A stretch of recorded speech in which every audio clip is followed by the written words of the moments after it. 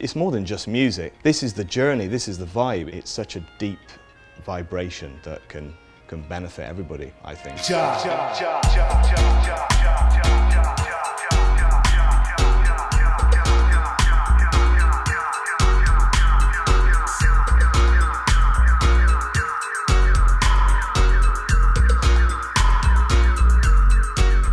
Got my first experience of dub when I was about 7 years old, and my dad was working in Kuwait at the time, and he used to bring back all this kind of eclectic music.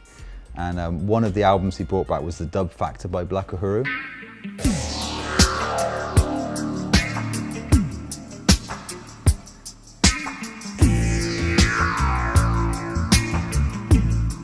I couldn't really put my finger on, what is this music? 'Cause it didn't sound like reggae.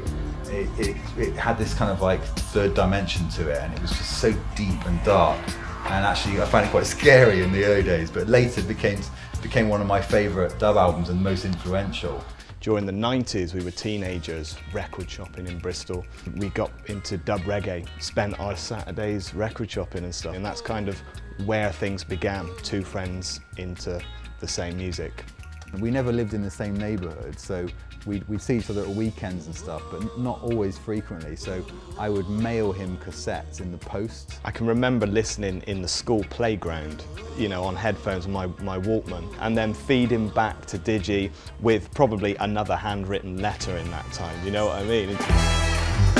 Digi then went on to study music technology in London, whereas my radio career continued, and attending sound system sessions was so crucial. We would both go to the Rocket sessions to hear Jazz Shaka and the Brixton Rec sessions to hear Abashanti and many other sounds.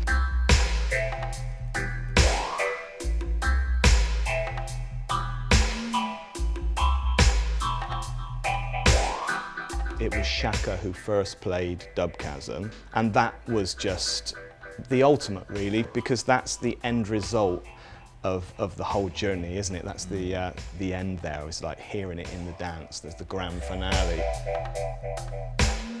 If you're into dub, what you're actually seeing there is live dub, He's breaking down the music as he's playing it using the EQ controls, superimposing sirens and effects and miking it obviously and echoing off his voice. So it was the closest thing in a live context to listening to a dub album for me from a production angle. I'm not an analog freak, but there are certain sounds and textures that you can only really get with running things a bit into the analog domain. A guitar pedal or some old bit of circuitry to give it a bit more texture and grit and things like that. You can tap into all of the fantastic side of working with technology and software, but also something to give it a bit of crustiness.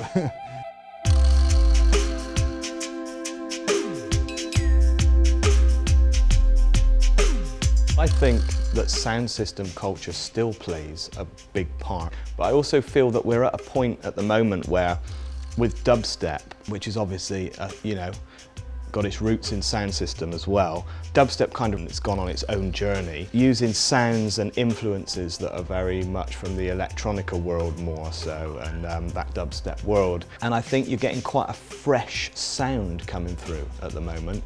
Gorgon sound, for example, Aishan sound. It's all quite exciting, and some of the diehards get upset when things sound a bit different or change.